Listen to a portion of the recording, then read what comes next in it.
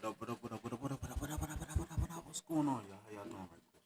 So, real quick, briefly, just want to just say, welcome to everybody that's watching this right now. I greatly appreciate you all really paying attention to what we got going on over here at the As a Man podcast. Um, so today I just wanted to kind of like get into this video. Um, I came across watching this poetic Flacco, I believe his name is.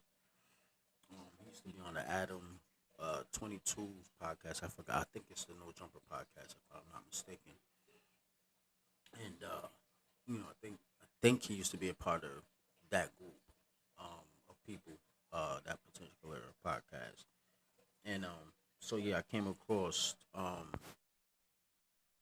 an episode that he did today, and it really kind of like brought me into a certain type of mind space. Just for those who don't know, I have a bachelor's degree in psychology. My focus is child psychology. I also have an associate's degree that I attained from the LA Recording School, located on Sunset Boulevard in Hollywood. But I mean, that's beside the point. I just my passion is psychology, right? And so, a lot of who we are as adults is rooted in who we, with the things that we deal with as children. Like, um, it's a developmental thing. Like, a lot of the situations, a lot of the traumas, a lot of the, where you are environmentally. A lot of things that you experience in your youth tend to have, the tendrils deeply rooted in who you are as an adult. And I came across this story that he was just, this artist that he's going to talk about. And it kind of rubbed me the wrong way at first, but then I kind of, me being how I am, I always try to like take a step back and look at things objectively.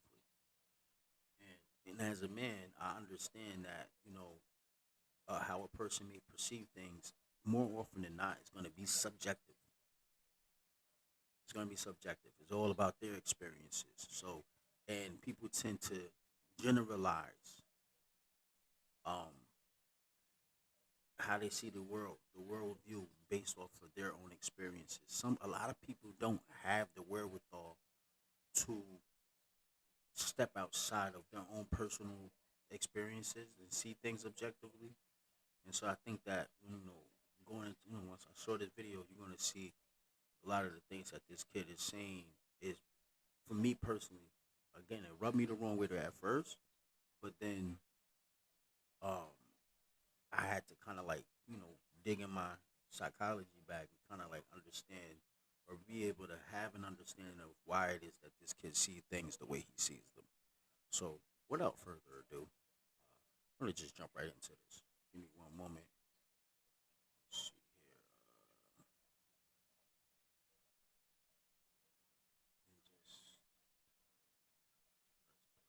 here. Mexican rapper by the name of Tommy Guns is getting a lot of backlash. Like, people is really not feeling this for some comments he made about black people while doing an interview. I don't know how to explain this to anybody who's not from the West Coast, but when you look at Tommy, you obviously see a black man, right? He obviously has some black in him. He has the black facial structure. He's a black guy, right? He has a black parent.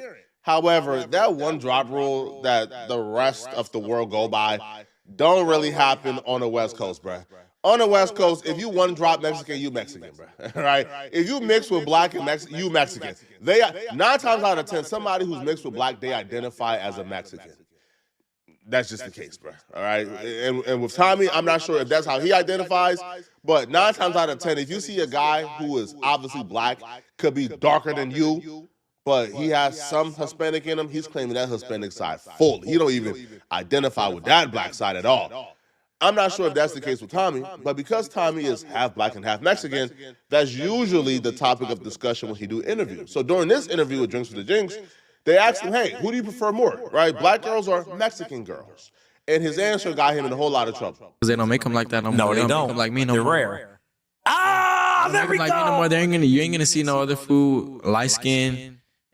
Not even light skin, like just half black Mexican in a Sureño hood with the crack star on his forehead. Right. You ain't gonna see this ever again, bro. Hey, let me ask you. So I know you said baby mom's Mexican, right? Yep. Like, what's your preference of women? Like, do you feel black too? You like black too? The sisters? Damn, to be honest, I haven't dated a black girl since I was like in the 6th grade. Damn, like There's nothing wrong with that. If his preference is Hispanic women and he has only dated Hispanic women since the 6th grade, that's his preference. He has a right to like who he want to like, right?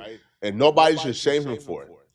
But where the shaming comes in is once you state your preference, and then you explain why you don't date black women, and your why is filled with prejudice. It's filled with characters and stereotypes. That's where people look at you and say, hold on, man. This has gone from preferences to self-hate very quickly. damn. Straight up, I'm keeping it hella G though. Keep it G. And I said, Like the fact that Poetic Flacco pointed out the self hatred part before he allowed for this next part to happen, because you will see. I mean,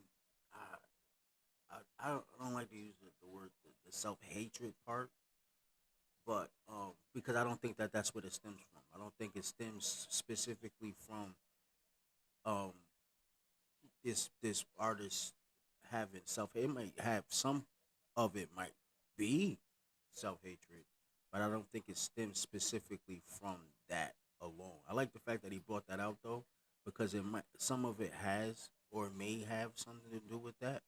But I believe that you'll see. Like I think that I'm gonna dissect it in a minute, get it, let the kid talk, and then you'll see.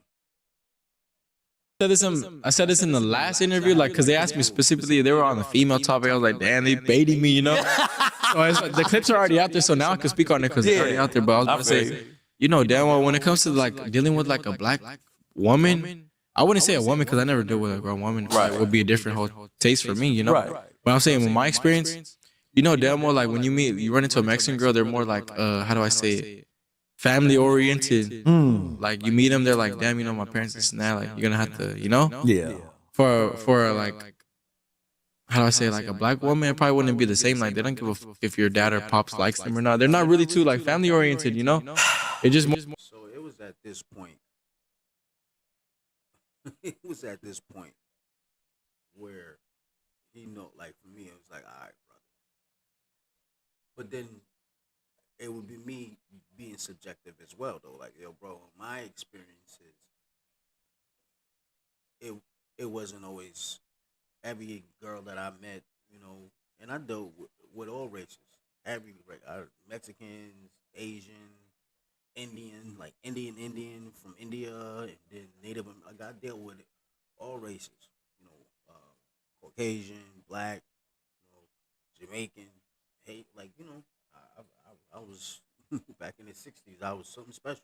So, and I wouldn't say that in this case right here. He's generalizing based off of his own personal experiences, though. He said he dated. I don't know how many girls he dated, but I think that a lot of what this kid's perception stems or could potentially stem from is how black families are perceived, and then in the media and all of that, and then because on a personal level, me personally, I mean, sometimes yeah, and then sometimes no. Like when I say yeah, sometimes you meet a girl, and that could be any race though. Like I met girls that they wasn't trying to introduce you to their whole family when you first met them, and that's always because it'd be like, first and foremost, what is the purpose of our meeting? Like, what are we trying to do here? Are we trying to get serious? Is that something that we even want to go to that extent? Like it might be just a fly by night. This might be just a thing that's happening right now. Like I'm not trying to bring you to meet my mom if you're not even somebody I take seriously. You know, so this is just like a young view to me, like a young perception of what. But to generalize that on the entire black, you know, the whole race, I was like, nah, brother. More to like, this is me and you, and then whenever real shit hit the fan, then you see, damn, the family don't like me. You know, they don't worry about that. For a Mexican girl, she kind of lets you know off the jump, like, hey, my family, like, they strict, you know? A black girl, she don't tell you nothing. She don't tell you the chase. She don't tell you, oh, she just be right there, like, yeah, you having a good time, but they don't tell you the catch. Then there's other factors to consider. Geographically, like LA is like that. You know what I mean? Because there's gangs and things to worry about.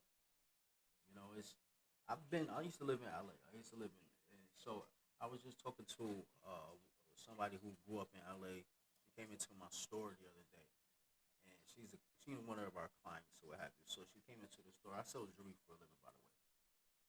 She came into the store, and we got to talking, and she told me she was from LA, and she asked me, because I'm from New York, but I used to live out there. She asked me what was my perception of LA, like how did I like it, and I just was telling her like my view of LA was like everybody's segregated but stick together. That was my view. Like everybody stays with their race, la raza. Like everybody stays with their race. Like if you Tongan, the Tongans roll with the Tongans. They might mix and mingle every now and then, but everybody sticks with their race. One other thing that I did notice with LA is that if there's someone from LA that is being pushed up to be like the representative of that, of like LA or California in total, like everybody will come together. Like, you know what I mean? But that's geographical though. So his perception is skewed because there's so many other factors to consider. There's so many factors. It's like where are you on the map?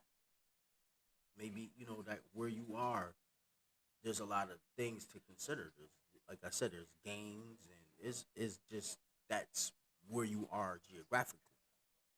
So to have this whole world view from where you are, and only dealing with who you dealt with since you were a teen, your view is askew. It's very subjective. But we'll continue. Right, okay, so look. They'll tell you the catch. So I get you on both parts. Okay, like for instance, my wife. Like basically, I'm trying to say like a black girl's not gonna go out of the way to be like, I want you to meet my mom. I want you to meet my cousins. I want you to meet my family. Like, come in my family. I want you to be part of my family. No, 9 times out of 10. Just so you know how problematic it's about to get, this is the least offensive thing he said from this point forward. Oh, it gets worse. It gets worse. This is a case study on how powerful white supremacy is. Like, if I didn't know Tommy Gunn's backstory, there's no way I could hear this clip right here that you're about to hear and then still think that Tommy Guns would have those opinions about black women. Nice to see you again, Tommy. Hell yeah. How have you been? I heard we went viral on the TikTok. We did. We went viral on the TikTok. What was the TikTok? Okay, so the TikTok clip was him talking about like his mom and his truth. And people were commenting like, he was basically saying like, he was raised by a black woman, so, he embraces his black side as much as people don't think because he's from a Mexican gang, Mexican hood. He embraces his black side. And that the woman that raised him, that he considers his mom, was black. So people were commenting like, basically saying like, oh, I thought his mom died and I thought he said this. But they didn't watch the whole interview.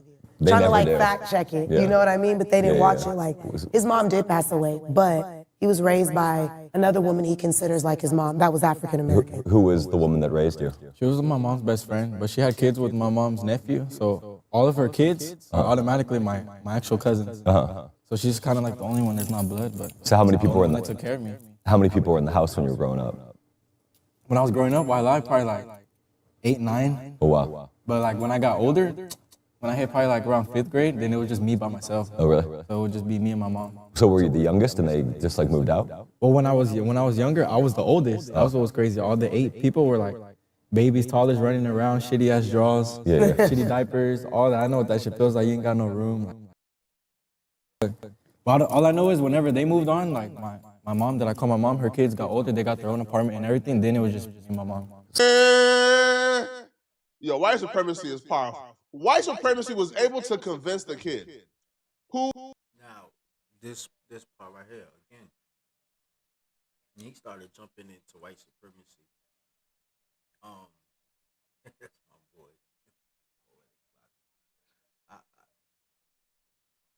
Yeah, me personally, I try to remain as objective as possible when it comes to certain situations. Yes, there may be, some of white supremacy having to do with this kid's view of things, but his experiences is his experiences, um, as well.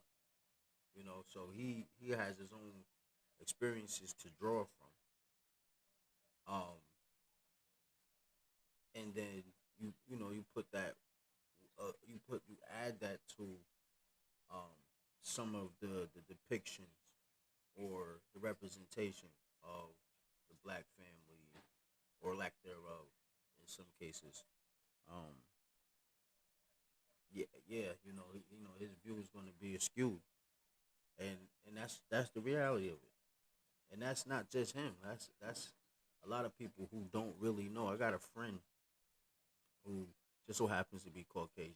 A lot of the things, sometimes we'll be, laughing and joking, and he'll have a joke where it's kind of like he'll say something to me that he thinks that that will resonate with me. He'll say things a certain way that he thinks will resonate with me, like no cap, or just like some of the jargon that's used that he thinks will resonate with me, or he'll even sometimes, and I don't even take it maliciously because I know that from the heart it's not done with maliciousness. Maliciousness. It's just these are their perceptions of who we are, and you can't even be mad because this is what's being projected. More often than not, this is what's being projected out to the masses. The loud black woman with the bonnet on, the guy that you know he's going off on a police officer soon as he gets pulled over, so the officer's forced to, or he believes he's forced to because he feels endangered, um, to take matters to another level as opposed to de-escalating the situation or even attempting to de-escalate a situation. Um, but a lot of how people are perceived us black people in America is what's being projected to them. And only we know what the black experience is like, or what the black experience is. Now, set aside the black experience as a black man is a whole other thing happening. Like I would even it's one thing to be black, but being a black man in America, like especially like if you actually came from there's a lot of factors to consider, man. But I digress. I ain't trying to go straight too far away. I'm not about to even get into, the old Negro spiritual. I'm not here for all of that. But as a man, I just wanted to discuss the discussion that Poetic Flacco is presenting here. He initially started this video saying that a lot of people are gonna be mad at this kid, and they might. That's the internet though. But you can't really, again, objectively be upset with a person's own experiences and how they perceive things. Especially when things are being projected to them, and their own experiences kind of like showed them that. And you'll see. Hold on a second. Was taken in by a black woman and given a better life, right? She treated him like her son, didn't make him feel any type of way, treated him the best she could ever treat him. But white supremacy has convinced that kid who was taken in by black women when nobody else was taken You don't in, know what his experience. convinced that kid that black women aren't family orientated, He probably was mean that as black hell. women are kind of selfish. But to see it, That's true. That's true. That's true. And I will say, hey, this is a whole different topic, but I'm gonna say this right now because I'll be talking about this like on the low with my homies and shit. But I will say that growing up, why this shit happened for me, I noticed it like I'm a real one. Like I know I could smell bullshit from a mile away, and not to disrespect no one or nothing, but smelling bullshit from a mile away, I could just smell it from a mile away. And I will say that whenever I would go to my homie's house and I was younger, and I would go to my homie's house and I'll see their mom there, they would be like, "You hungry too? Let me get you a plate of food. Let me make you some food too. You hungry? Oh, I'm gonna give you the same Gatorade as him that I gave my son. I'm gonna give you the same shit I gave my son that birthed him. I'm gonna give you the same portion of food. I'm gonna give you the same this and that." I try to take my homie to my house or something. What's the black mom gonna tell you? They don't got food at their house? Tell their mom to cook. I got food stamps right here. I don't have money to be wasting on your friends. Hold up. I don't have money to be wasting on your Hold up. Wait. Let me get it out. This is what I lived through. Like, Okay. don't be, because my dumbass was the one. I would get my mom's EBT stamps, and I'll go to the store, the hood store, Shell. I'll drop $100 on me and these fools going to the store and shit, like chips, dumbass little shit. So I will say it was reasonable. I'm a dumbass kid. Why are you wasting the family's stamps? You know? Yeah. But a Mexican mom will go through that. Yeah, you spend it, but they will never make you feel that like you fucked up. You know? come on, bruh. Come on. Yo. So again, see now, this is what I'm saying. That's why I just said what I said was that you don't know what his experiences were. He had a that type of mom who nitpicked little things like that. Who wasn't as family oriented as Flacco is presented. Like she wasn't that. You know, she wasn't that. She was she sound like, you know, she was she moved out of scarcity, or when the stamps were being used, they was out of necessity. Like she probably was living check to check. She probably was the single mom who was doing it on her own. You know, a lot of that's the dynamic of the black family, or the broken homes where there's no father in the household, and there's these women that's trying to take it all on their own, but it creates a stress in them where they feel like they gotta be both. You know, and again, I don't know this kid's circumstances, but again, my own personal experiences and knowing that particular type of mom, they exist. But I guarantee you that that's not exclusive to the black community, though. And but this kid's experiences are his experiences. That's how she was with him. So, Flacco, because she took him in and she raised him as her own. Um, there was sounds like times when he didn't feel that connection that he saw, that he's seen outside of them. And then there's factors to consider. She wasn't his biological son, even though she raised him from youth. You know, there's a lot of things to consider there. So just throwing him under the bus because of his own personal experiences is, and trying to be mad at like everybody, teaming up on him. And this is just my view, bro. Like I'm different when it comes to certain things. I'm not a part of the sheep. I don't just jump on a person without actually listening to the story and trying to totally understand why a person might say some of the things they may say before I judge them, before I we cancel them. I'm not that person. I want to understand why it is. And I said, with me, I want to understand the psyche. I want to understand why it is a person saying what they say. And a lot of it stems from their youth.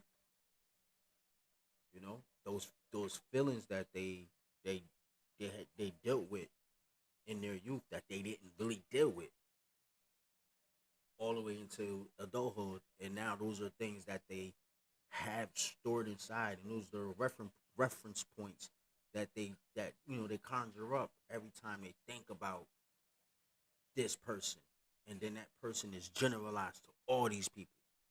That's so easy. That happens every day. That happens every day. Some Caucasian kid in Wisconsin got jumped by a group of black kids in high school, and so now he doesn't trust. Everybody's the same. And never like it happens all the time. We're living experiences, and then we become our experiences. We're just a collection of our habits. Then we have a habit of staying away from this group because if this happened to you this one time, yeah. So you can't. People are gonna get on me, Tommy. They're gonna get on me if I don't keep it 100, bruh. What do you, fam? So only black mamas will be upset that their kid stole their EBT, went to the corner store and brought chips, sodas, and candy for their friends, and not just spent $5 or $6, but spent $100 of their EBT money on chips and sodas for their friends. Only a black woman will be upset about, like, come on, bruh. So Mexican mamas are just what? Like they're just saints. Like Mexican mamas don't get mad. A Mexican mama won't be upset that you stole the EBT card and spent $100 for the family's food money on your homies. I've never had a Mexican mama. I've never lived with a Mexican mama, but I refuse to believe that, bro. I refuse to believe that, man. No. Under no circumstances am I buying that, bro. That a Mexican mama would watch you steal the EBT card, spend it on candy for your homies, and not be upset at you. I refuse to believe it. Now, Tommy would even go on to say, yo, that black women are on food stamps more than Hispanic women. Now, I don't know, okay, where exactly Tommy is getting that particular stat from, but we're going to hear him out. But the one thing I do want to point out, Tommy has said that he hasn't dated a black girl since the 6th grade. So his experience with black women is coming from his mom, the woman who raised him. Exactly. And if that woman took you in, if that woman fed you, if that woman treated you like family, if that woman spent her resources on raising you, wouldn't that woman be your example that black women are family? Or a lot of who he is that experience. And yeah, you on a totality, the whole grand scheme of things. Yes, she took him in. Yes, she took him in. But you don't know what that was like for him. She probably was one of those moms that was on timing. She was always complaining about it. They exist, bro. And that's not exclusive to the black race, but that's not it. That's not everybody. But you can't take away from his experiences. So this is messed up, but it's true. Orientated, that black women are not selfish, that black women do look out. Where do this experience come from of black women who are not family orientated, who are not generous? Because you haven't dated a black woman since the 6th grade. And your mom is one of your only examples of what a black woman is. You lived with her, and she was generous, and she was hospitable. They'll be like, when you bring basically if you're in a Mexican household and you're Mexican and you bring me, a black dude, into your house, guess what the mom's gonna do? You need anything? Hell yeah, I got you everything. But say you're black and you bring a Mexican homie to your house, you're gonna be like, hey, like, I know they be cooking at their house. Why I'm low on bills right now. Don't bring your friends over here to be making food and stuff. Okay. You're gonna get a little lecture, like, you're gonna live like, it's not that same comfort, like, bring all your friends right here. Bring all your friends I got right here. This is not because 9 times out of 10, they're on the food stamp. Okay, so peep game. But let me say this before I end this. Okay. 9 times out of 10, the blacks on the food stamps, right? But 9 times out of 10, the Mexicans don't even have an ID or social to get food stamps. They're struggling and working in the fields like me. No one's gonna understand this because I worked in the fields in my area, small Mexican community. They don't have food stamps, bro. Right. They can't go to a welfare office and put their ID. They don't have social security number. Right. And they'll still treat me like, you want the same portion of rice? Boom, right here on it. Damn. When I saw the 10, the black, like, depending on getting the quick EBT, but they're not even gonna share the EBT. Me, I'm just a kid. I don't know. I'm right here trying to share with my homies because they're doing it to me. When I go to their house, they right here like, man, get anything. And I get the EBT. I'm like, this is the EBT. To my homies, and when I'm in the 8th grade, they're like, you got EBT. They think I'm holy. They think I'm the magic man. I got this magic card that just buys snacks. Right. Well, little do they know, that's like $100 off the EBT, that's damn near like, and you only got one kid. My mom only getting like a cool amount. You know, I'm not trying to expose that numbers and this that. You know what's up. You only got one kid. How much EBT you getting? You ain't getting a hella. Like 600, 700, 800. If you have one kid under your name, you ain't getting racked out. Nah, hell. So for me to go drop. Yeah, so it just sounded like this kid went through it. That's all. We had a person, a mom who was very, she's very mindful about how the resources were used. That's it, you know. But in this, it became his worldview of the whole demographic of a whole collective, and that's his personal experiences. So I'll end this with this, man. First and foremost, you know, how this started off, you know, his view of the family oriented. Listen, that is, it's a personal thing. I mean, not even so much I would say personal. It is a case by case situation, you know, family by family, you know. And you only deal with who you deal with as a youth. You don't know, you haven't dated every black woman in LA. I'll keep it right where you at. You haven't dated every black girl in LA. But not even just going at him. This is just the reality of the situation is going into, you know, where I would say the validity and what Poetic Flacco was saying about the whitewash, this white supremacy aspect of it. I don't even want to, like, because it had nothing to really do with that. We're talking about black and Mexican. But where that comes in is the projection of black people. So he had his experiences, and then everywhere you look, you know, movies, the music, all of these things that are constantly being projected out, you're taking them in. So it just helps to continue your perception, the stereotypes in your mind that this is not just happening where I'm at. This is happening over there. It's happening over there. Look at that loud mom on that show. Yeah, this is how they are. But that's not the truth. It's just not. You know, and it's sad. But as a man,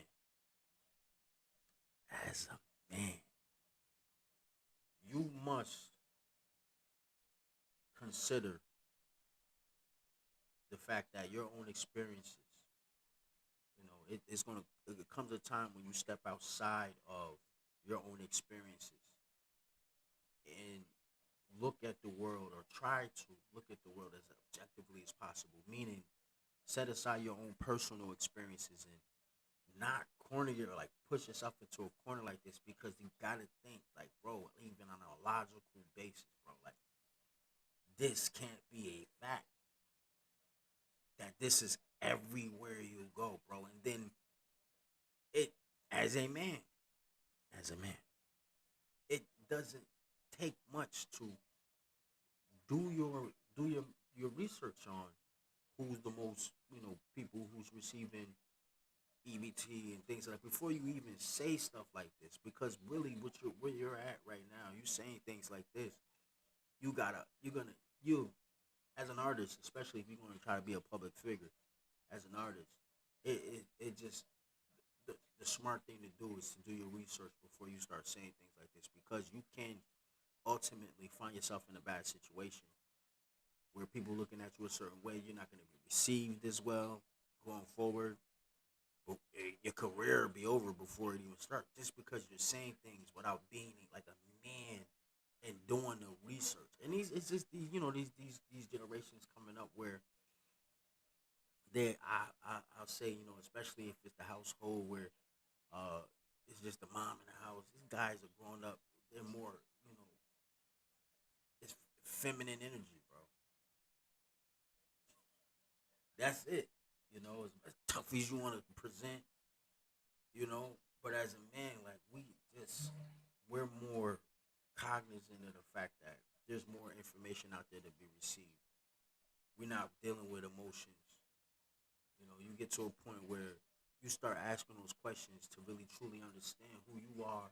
Why did you deal with the things that you dealt with, and having a better understanding of why that woman might have been the way she was, outside of just being hurt. You feel hurt. You feel embarrassed. You gotta look beyond that as a man. That's what that's what even led me down the path of seeking out a degree in psychology, because I had to understand me. You know, I had to understand me and understand why people are the way they are. Why do people do the things they do? You know, how can a police officer just gun a black man down? You know, based strictly off of energy. He didn't even wave a gun, nothing at you. He just energy, and you feel like you're gonna like that's enough to warrant taking a life. But it's the perception in his mind. You know, his mind is the perception of all of his that he has consumed, because he didn't grow up in a black community. He didn't grow up in a black home. He just looks at this person as the other. He's an other, and this is the demographic he belongs to. Normally, they're like this, and it's just not taking in that accountability. And when I say the accountability, like taking that time out to understand why people are the way they are. You know, the black experience is a special experience, though, man. It really is, man. It takes a lot to be here in America as a black person, but then as a black man, it's a lot. You know, and I'm saying that because to me personally, to have dealt what I dealt with and still be able to see even situations like this where a person's talking how they're talking and not take it personally or feel a certain way toward them, it took a lot of growth and development. And that's what I'm saying, that as a man, you have to get to a point where your desire to be better, to understand more, to grow more, to add to yourself more so that you have a better understanding of why, so that you move better, so that you don't become a statistic. Don't be that guy that's being gunned down for a police officer is pulling you over, all the traumas you done dealt with in the past, all the times that, because if we just like they have perception of us, we have perceptions of them. But it takes a man to be able to have an understanding of, all right, this guy just wants to get home too. So I'm gonna participate with whatever I gotta do. There's nothing in this car. I don't got nothing going on. I'm not gonna be that guy. And then if you riding dirty, I mean, well, that's a whole nother thing. But some of the situations that I've seen where things happen to, you know, black men being gunned down, and there was nothing in the car. They weren't guilty of nothing other than being black at that time, but they were acting like, you know, hostile, whatever the case may be. It takes understanding yourself and understanding having that worldview. It's these type of mindsets that would have you doing something to someone because you perceive them a certain way. It's these type of mindsets that have you treating people a certain way because of your perceptions. And as a man, you gotta climb higher. You have to seek out more knowledge so that you're better equipped to deal with situations as a man. And on that note, that's it. I didn't want to watch the whole video. That's it. But I appreciate y'all.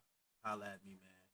It has been a pleasure to be able to just come in here, and I'm just trying to stay consistent and constantly do this. I love being able to just come home from work and just doing what I do, man. This is definitely one of those things right here. So I'll holla at y'all in a minute, man. But don't forget to subscribe, comment, like if you have any thoughts. I'm always open to suggestions and or just having a conversation. Get with me, holla at me, all that fly stuff. You know what it is, man. Peace. All night, all day with it. Play that surfboard where we try to stay with it. With my right hand creeping off your left side. And you back and throw your legs wide. I promise you, I'ma give you what you came for. So happy that you came. It's back and watch the rain pour. Satisfaction.